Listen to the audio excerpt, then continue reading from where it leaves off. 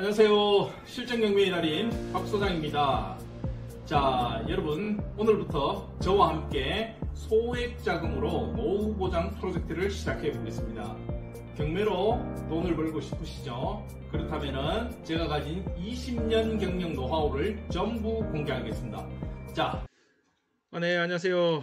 박 소장입니다. 자, 오늘은 이제 집에서 제가 오늘 좀 편안하게 편안한 복장으로 해가지고 이제 경매 방송을 한번 진행을 해 보려고 하는데, 자, 우리가 경매 컨설팅 할 때 이 경매 컨설팅이 왜 중요하냐, 전문성이 있는 그런 자격증을 갖고 있는 전문가와 상담을 반드시 받으시라 라는 부분을 강조드렸고, 그리고 뭐 주의해야 될 뭐 그런 부분들에 대해서 말씀드렸는데, 자, 이 경매는 절대 이론만 갖고서 접근할 수 없는 그런 어떤 특수한 그런 분야인데, 제 주변에 이런 사람이 있습니다. 경매 공부를 뭐 5년, 10년, 20년 이렇게 했는 분들이 있어가지고 제가 실제적으로 한번 물어봅니다. 한번 법정에 가셔가지고 입찰을 해보신 경험이 있느냐, 그리고 낙찰을 받은 경험이 있느냐, 이렇게 물어보면은 한 번도 없다 이러는 거라. 경매 공부만 뭐 1년, 뭐 5년, 10년, 그거 백날 해봐야 아무 소용 없습니다. 왜냐하면은 경매라는 거는 어떤 특수 분야이기 때문에 이거는 절차법이거든요. 절차법이기 때문에 이론 하나도 몰라도 법원에 가가지고 단 한 번 낙찰을 받고서 뭐 한 일주일 뒤에 매각허가 결정, 또 일주일 뒤에 매각허가 확정, 한 달 내에 잔금 납부 뭐 통지서 이런 거 받아보고 실제 잔금도 내봐보고, 이런 이제 실제 경험을 한 번만 딱 하게 되면 이론 하나도 몰라도 경매는 다 이해한 거나 똑같아요. 왜냐하면 절차법이기 때문에. 경매는 이론 학문이 아니거든요. 이 절차법이라는 거를 생각을 못하고 그냥 냅다 그냥 이론만 공부. 왜 그렇게 하십니까? 이랬더니 뭐 잘못하면 내 뭐 투자 원금 날아가는 거 아니냐 뭐 이래가지고 겁을 내셔가지고 입찰을 안 보시려고 그러더라고요. 자, 자기가 어느 정도 기본적으로 이제 경매 관련된 이론이 밑바탕이 된다 그러면은 더 이상 공부하지 마시고 과감하게 통해서 경험을 많이 쌓아 가셔야 됩니다. 이 부동산 경매 물건은 모든 경우의 수가 뭐 수십, 수백, 수만 가지가 뭐 존재하기 때문에 이거를 뭐 일일이 다 공부할 수는 없는 거잖아요. 그죠? 실제 내가 접근을 할 때 그때 그냥 집중적으로 한번 파고들면 되는 거지, 그걸 내가 이론적으로 다 완벽하게 공부를 해가지고 뭐 나는 경매를 하리, 그렇게 하면 평생 경매는 접근 못합니다. 자, 그래서 제가 지난번에 이제 뭐 간단한 주의사항 뭐 이런 거 말씀드리고 제가 바로 이렇게 실전으로 들어가는 이유도 바로 이런 이유입니다. 이론 뭐 백날 해봐야 다음날 되면 또 다 까먹거든요.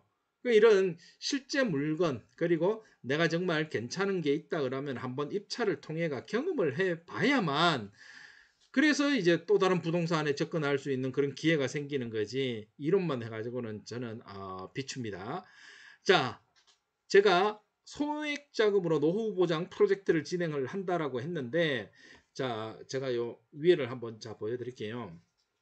우리가 부동산을 보면은 다양한 부동산들이 많습니다. 주거용 부동산에도 뭐 아파트라든가 뭐 다세대 단독주택, 그 다음에 상가 겸용 근린주택이라든가 원룸 같은 이런 다가구 주택, 그 다음에 뭐 상가도 뭐 오피스텔이라든가 사무실, 뭐 주유소, 자동차 시설 굉장히 많지요. 그죠? 뭐 그리고 토지도 뭐 대지도 있고 전담, 목장용지, 공장용지 많지요. 그죠? 자, 제가 오늘 이 수많은 이 부동산 항목들 중에서 접근하는 방법이 다양하게 있는데, 자, 저는 경매를 할 때 가장 강조드리고 싶은 말씀은 뭐냐 그러면은, 내가 이 경매를 할 때 어떤 목적을 갖고서 이 부동산에 접근을 할 것이냐, 이 목적이 가장 중요합니다. 목적이 없는 경매 접근 방법은 반드시 실패하게 되어 있습니다. 왜냐하면 똑같은 경매 물건을 보더라도 누군가에게는 정말 쓸모없는 그런 부동산이지만 누군가에게는 굉장히 도움이 되는 그런 부동산이 될 수 있기 때문에, 목적을 어떻게 갖느냐에 따라서 부동산의 활용도는 180도 바뀝니다. 그 대표적인 사례가 제가 오늘 소개시켜 드리는 그런 농지인데, 자, 농지. 여러분들은 이 농지라 그러면 이 농지를 뭐 어떻게 활용을 하시려고 하나요? 평생 농사 지어야 되겠다라고 생각하시는 분들 많은데, 와, 제가 농사를 한 15년 정도 주말 농장 지어봤는데, 이 농사는 진짜 아무나 하는 게 아닙니다. 정말 평생 거기서 이제 잔뼈가 굵은 그런 분들이 하셔도 뭐 될까 말까 한 부분인데, 와, 저 같은 경우는 뭐 주말에만 토일 가가지고 농사 짓고 이래 해가지고는 뭐 도저히 답이 안 나오더라고. 그래서 너무 힘들고. 그리고 뭐 은퇴해서 노후에 그 저 뭐 전원생활 뭐 이런 부분들에 대한 어떤 로망이 있으시잖아요. 누구나 그죠? 뭐 회색 그 빌딩 거기에서 뭐 평생 근무하다가 이제 노후에는 편하게 뭐 산공기 들공기 마시면서 뭐 유기농 뭐 농작물 키워가면서 그런 뭐 로망을 갖고 계시는데, 실제 한번 해봐 보시면은 참 쉽지 않습니다. 시골 가면 일단 뭐 보안은 뭐 당연히 안 돼 있는 거고요. 그죠? 뭐 뭐 뱀, 벌레, 아이고, 뭐 병원도 없고 편의시설도 없고 불편한 게 한두 가지가 아닙니다. 뭐 처음에 뭐 잠깐은 좋을는지 모르겠지만 계속 살다 보면은 이게 평생 그쪽에서 그 살고 계시는 분도 아니고서는 도시 생활 하시다가 그 전원 생활 한다는 거는 그 뭐 정말 보통의 결심이 아니고선 정말 그런 생활은 힘들기 때문에, 그래서 제가 이런 농사 부분에 대해서는 좀 비춘데, 근데 이 똑같은 농지를 목적에 따라서 어떻게 보느냐에 따라 가지고 누군가에게는 정말 지긋지긋하고 힘든 그런 이제 뭐 땅이 아니라 황금알을 낳는, 거의 황금알을 낳는 거의 저 거위나 마찬가지인데, 자 보면은 제가 이거를 왜 말씀을 드리냐 그러면은 아까 제가 농지를 말씀드렸는데, 이 농지를 바라보는 시각이 내가 농사를 짓겠다라는 관점에서 보면 정말 힘들지만, 이게 지금 우리나라는 정책상 이 농지를 한국농어촌공사에다가 담보로 맡기고 연금을 받을 수 있는 그런 제도가 있습니다. 이 농지연금이라 그러는데, 이 농지연금에 관련된 어떤 기초 정보라든가 이론은 뭐 제가 이 경매 방송에서 하기에는 좀 그렇고, 그거는 개별적으로 이 농지연금이 뭔지 한번 알아보시고 그리고 제 방송을 다시 한번 보면 아마 이해가 쉬우실 겁니다. 이 농지연금은 우리나라 국가농어촌공사에서 인정을 해주는 항목이 딱 세 가지입니다. 수많은 토지 중에서 오로지 전답 가수원 요 세 가지 항목에 대해서만 농지연금을 인정해주는 특수한 제도가 있습니다. 이게 뭐냐 그러면은, 그동안 농사 정말 힘들게 짓고 이제 노후에는 당신의 이 농지를 자식들한테 상속하지 말고 한국농어촌공사에다 맡겨라. 그러면 우리가 매달 따박따박 죽을 때까지 연금을 주겠다라고 해서 만들어내는 게 농지연금이기 때문에, 자, 이거를 우리가 활용을 잘만 한다 그러면 우리가 한 달에 월 1,000만 원 이상 소득을 받아갈 수 있는 방법 중에 하나가 될 수가 있습니다. 이 농지연금이. 그렇다면 이 항목에는 농지연금 이외에도 기타 여러 가지 부분들이 있는데, 제가 그거는 이제 차차 알려드리도록 하고, 오늘은 그 일부 농지연금에 대해서만 한번 말씀드리려고 하는데, 자, 요거 이제 실제 낙찰받은 사례를 갖고 한번 잠시 설명을 드리면은, 자, 2018년 물건인데 2019년도에 낙찰을 받았죠. 자, 이 물건을 같이 한번 살펴보시면은, 자, 그 당시에 법원 감정가 2억 1천만 원을 단 4명이 들어갔네요. 4명으로 들어가 가지고 요거를 7,350만 원. 7,350만 원에 이거를 낙찰을 받아 가지고 지금도 한 달에 지금 한 4년 차 정도 받고 계시는데, 한 달에 130만 원. 한 달에 130만 원을 지금도 농지연금으로 받고 계십니다. 이거 저희 어머니가 받고 계시는데요. 제가 예전에 요 보시면은 저희 아버님 낙찰 받아드리고, 그 다음에 그를 말씀 안 드렸는데, 자, 우리가 국민연금이라든가 공무원연금 같은 경우는 이제 본인 사망 시 배우자한테 승계되는 그런 연금의 승계율이 보통 50%에서 60%입니다. 근데 이 농지연금 같은 경우는 본인 사망 시 배우자한테 승계되는 게 100% 연금이 그대로 다 승계됩니다. 농지연금은. 그래서 이 국민연금하고 공무원연금보다도 오히려 더 농지연금이 더 확실하고 안정적인 그런 노후 보장 방법이 아닌가 저는 그렇게 생각을 하고요. 자, 요 보면은 자, 이 제가 아까 농지라 그랬는데 이게 지금 현재 농지입니다. 농지. 자, 이 사진을 한번 보시면은 한번 볼까요? 사진 보시면은 자, 경사가 딱 보기에도 경사가 심한 것. 그 당시에 이 사진이 이런 쓰레기 같은 것도 막 있고 아무튼 그랬었는데 보시죠. 굉장히 경사가 심하지 않나요? 그 당시에도 여기가 경사가 굉장히 심했고 여기 나중에 한번 알아보시면 아시겠지만 여기에 맹지였습니다. 맹지였기 때문에 건축 허가도 안 되고 그리고 경사도도 굉장히 높기 때문에 뭐 누군가에게는 이건 뭐 쳐다보지도 않는 그런 뭐 쓸모없는 땅인데 제가 아까 경매에서 가장 중요한 게 뭐라 그랬습니까? 목적이었습니다. 저는 이거를 농지연금 관점에서 바라봤을 때 이거만큼 사람들이 거들떠 보지도 않는 이 땅은 정말 기회의 땅이다 싶어가지고 바로 입찰 들어가가지고 낙찰 받아들인 그런 사례인데 자 이게 아까 보시면은 지금 현재 7,300만 원 그죠? 7,300만 원 이렇게 낙찰을 받았는데 지금도 한 달에 130만 원을 지금 계속 받고 계시고요. 이거는 노후에 뭐 괜찮지 않나요? 그죠? 자, 이거는 뭐 대출도 뭐 안 받고 그냥 뭐 여유 있는 본인 자금 갖고 했는 거기 때문에 뭐 그냥 지금도 이제 받고 있는데 제가 말씀드리고 싶은 거는 자, 우리가 생각을 잘만 하면은 내 돈을 굳이 안 들이고도 한 달에 200만 원 이상 받을 수 있는 그런 방법이 있다라는 겁니다.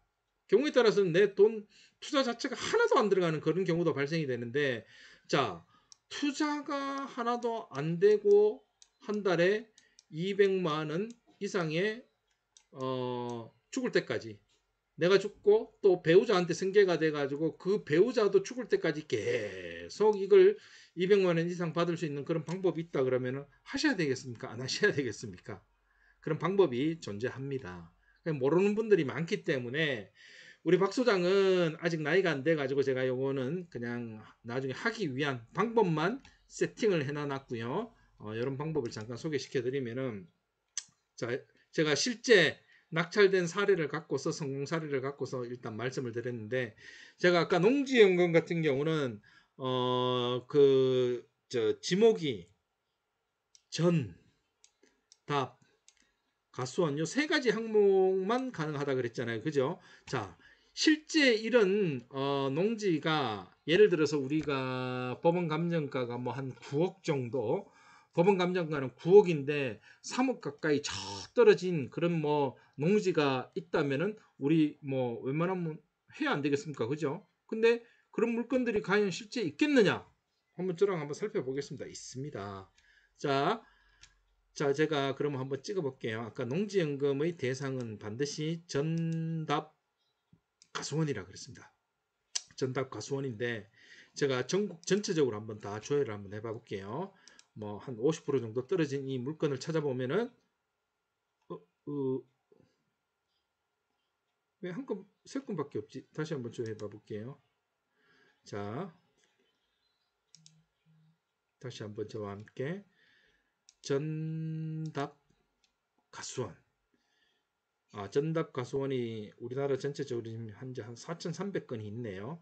자, 이 중에서 전부 다 보긴 그렇고 50% 정도 떨어진 자, 전국적으로 지금 한 1,345건이 있네요. 자, 그러면 요거를 한번 정리를 다시 한번 시켜볼까요?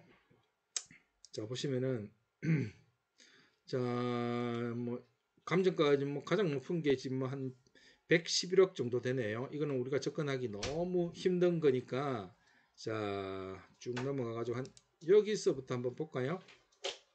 5번? 5번? 5번? 너무 멀리 왔나? 6번 말고 5번부터 한번 가볼까요? 자, 이런 식으로 뭐 49%뭐 떨어져 있는 물건들이 보이죠? 이런 것도 괜찮네, 그죠? 이런 거. 34% 떨어진 이런 것도 괜찮네, 그죠? 그 다음에 또 실제 이런 물건들이 있으면 이거 괜찮네요. 이런 것도 이런 것도 괜찮죠. 그죠?